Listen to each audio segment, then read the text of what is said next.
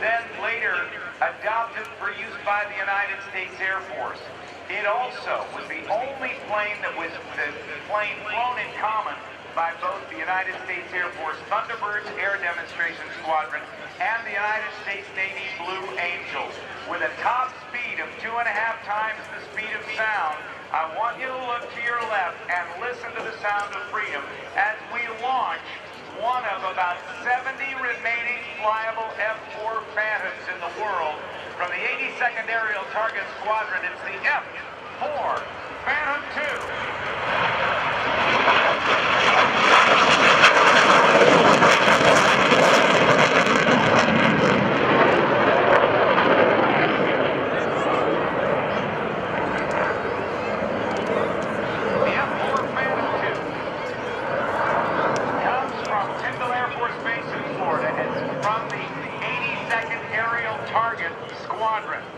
This aircraft is very, very unique because the last F-4 Phantoms were actually retired from the United States Air Force in 1996, and the leftovers were sent to Davis-Monthan Air Force Base in the billion-dollar boneyard for storage.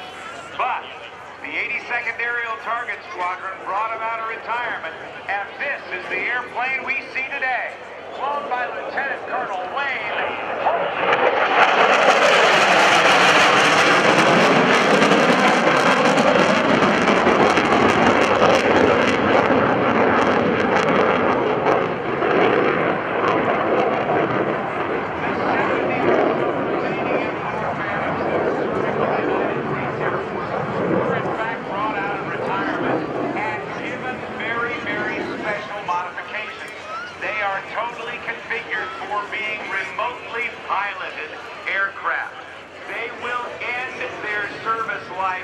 a second time, this time at the pointy end of a surface-to-air or air-to-air missile.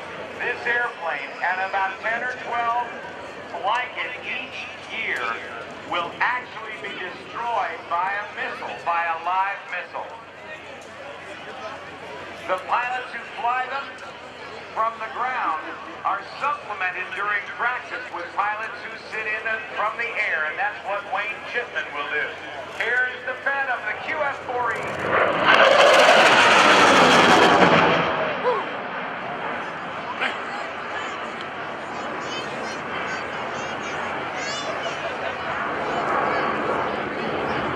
It was capable of carrying over 16,000 pounds of ordnance. It was well suited as a multi-role fighter, both in the air-to-air and air-to-ground missions. The final variants, the RF-4C for reconnaissance and the F-4G, the Wild Weasel, were officially retired from Air Force service in 1996. But now, this is the QF-4E Phantom, and will be the platform against which it will be pitted with surface-to-air or air-to-air missiles. Lt.Col Wayne Chitmon from the United States Air Force is approaching from the right. We will see a slow pass. If you got your video cameras on, this is a great chance to see this Phantom as it comes by slow, and then he'll shove both throttles in his left hand forward to full blower, full afterburner, and power away with about 30,000 pounds of thrust from the two jet engines that power it. This airplane refuses to give up. They made 5,200 of these airplanes. They were last flown in service by the German Air Force, and now they've been brought back by your United States Air Force. Ladies and gentlemen, it's Phantoms forever!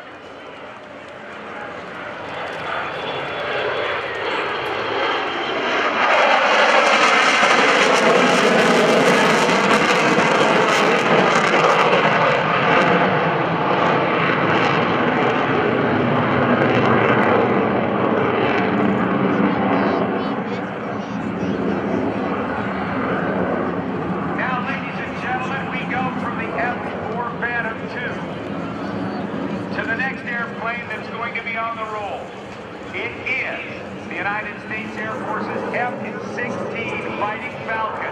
At the controls is Major Brian Congdon. His call sign is Thorr.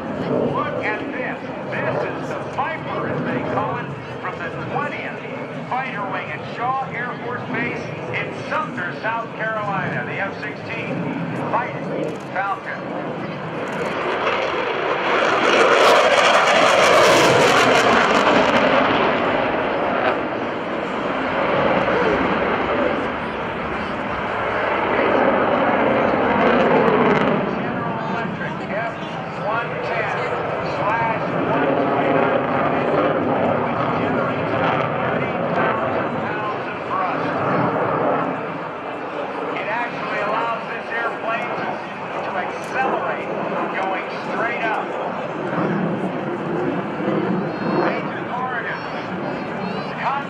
Major Congdon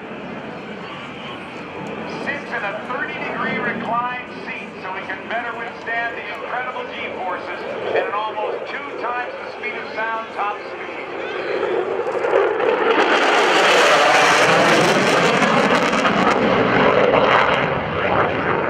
So he doesn't go too fast. He doesn't want to break the speed of sound. But these 2 aircraft today are setting up to participate in the United States Air Force Heritage Flight. I know some of you have seen Heritage Flights in the past. And up until 2010, the Heritage Flight program was funded by the Department of Defense. But in 2010, it was turned over to a charitable foundation whose primary mission was to continue this Heritage Flight program and show a living history of the United States Army Air Force from World War II to the present. With the landing gear down and a slower speed pass, we'll see him push out of it. An aircraft that entered service with the United States Air Force in 1979, and over 4,000 have been built. Ladies and gentlemen, welcome the Viper!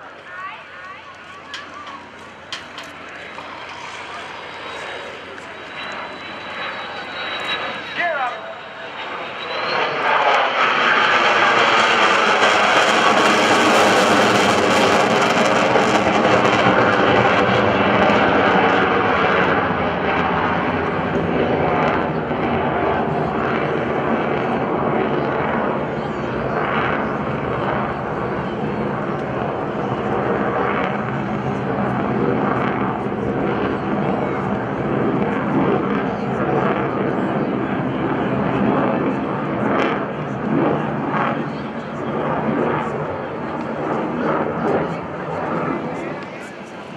Now, way in the back course, Thorr,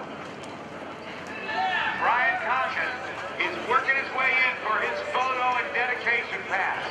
So, get your cameras ready. He'll come in from the right, bank sharply to the left. You'll be able to look right down into the office of the United States Air Force's F-16 Fighting Falcon.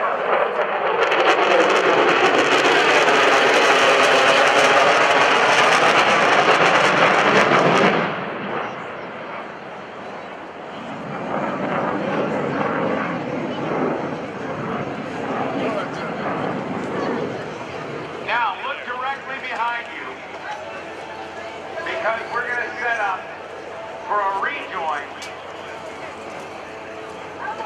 of these 2 very, very important aircraft for the United States Air Force.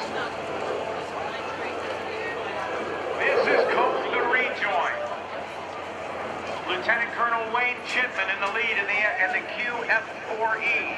And Brian Congdon, call sign Thorr, is going to pull up and join up on it. Watch him put the brakes on and slide right into formation with the F-4 Phantom.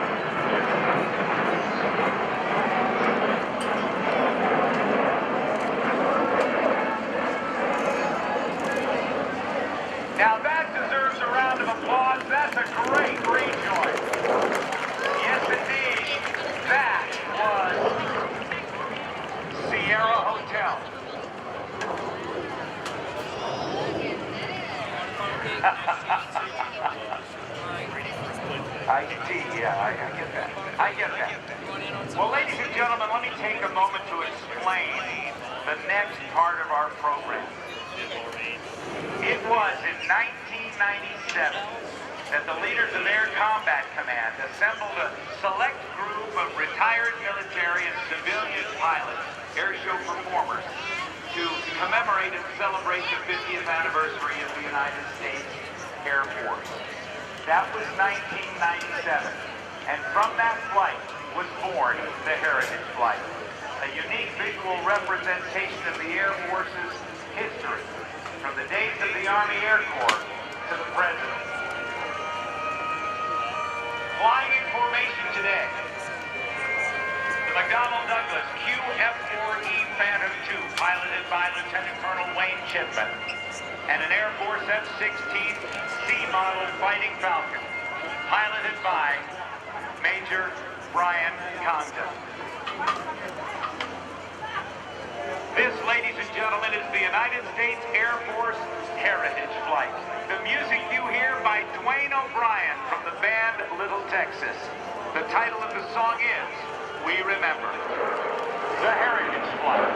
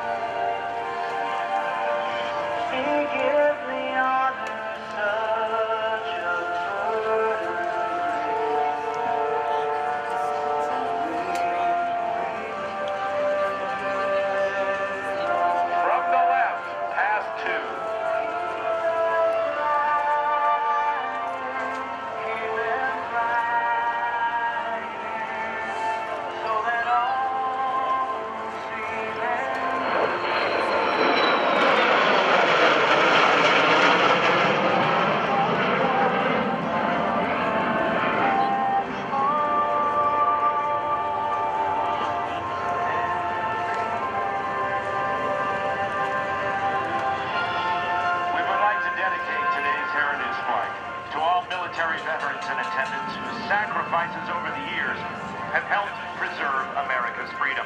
We hope you enjoy watching this rare formation of classic and current United States Air Force aircraft on our journey from heritage to horizons. As you watch, they will approach from behind and then, over the crowd, do the heritage break.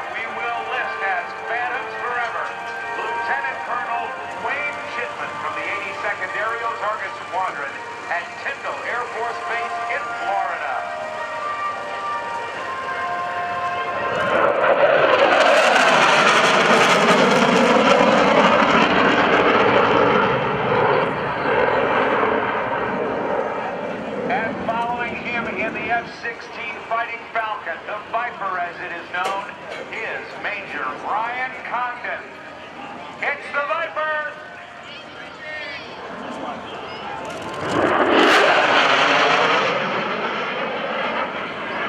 These guys, without a doubt, have the right stuff. Do you like the Heritage Flight, ladies and gentlemen? Yeah. Once again, the Air Force Heritage Flight Foundation was formed in 2010 with a primary charitable mission of providing heritage flight performances to the public. Their goal to successfully orchestrate 40 to 60 of these performances each and every year. If you'd like to know more about how you can participate in the Air Force Heritage Flight Program, check it out on the web at www.airforceheritageflight.org. That's airforceheritageflight.org, so you can help keep these flights going year after year after year, just like it has been since 1997. These shows have grown in popularity and demand and are now performed in aerial events all over the world.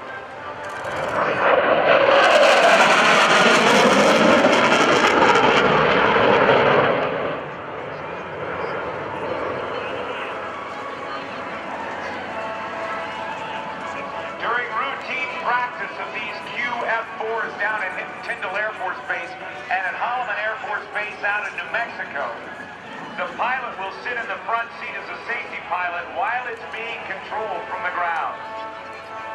Here comes Thorr once again.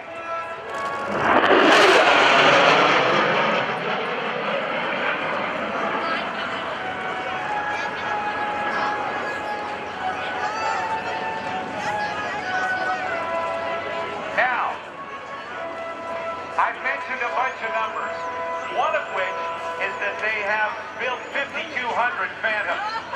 There are about 35 Phantoms that are remote control capable at Tyndall Air Force Base in Florida. Out in Holloman Air Force Base in New Mexico, they got another 35 or so. They use them up at about 10 to 12 per year, where they actually get shot down by surface-to-air or air-to-air missiles. Once they use up those 70 or so F-4 Phantoms, does anybody know what airplane they're going to use next for targets? Anybody? Tomcat is incorrect. Who said F-16 down there? Come here. Come here, I got a Heritage Flight hat for you, sir. You're right. They are actually going to use F-16 Fighting Falcons. The A models, they're going to bring them out of retirement from the billion-dollar boneyard outside Tucson, Arizona. Sir, what's your name?